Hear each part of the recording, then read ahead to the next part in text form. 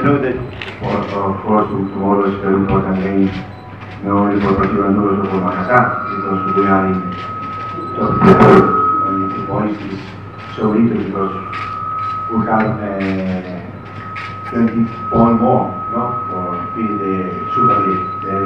It's a very important game for us. We want to win again. Maybe now we have maybe 3 players more strikers, because in the last game we lose many players for sanction. Assalamualaikum warahmatullahi wabarakatuh.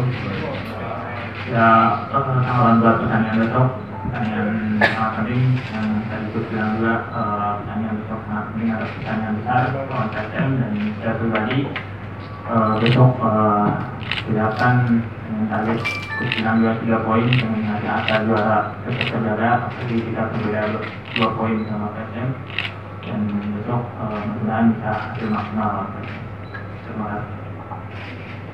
Dari teman-teman media, silakan yang ingin mengajukan pertanyaan. Because you know, everybody knows we have big sanction from the federation, and in the last Monday, some players, Ezequiel, Bauman, also my assistant, go to one meeting in federation. It's only joke, show.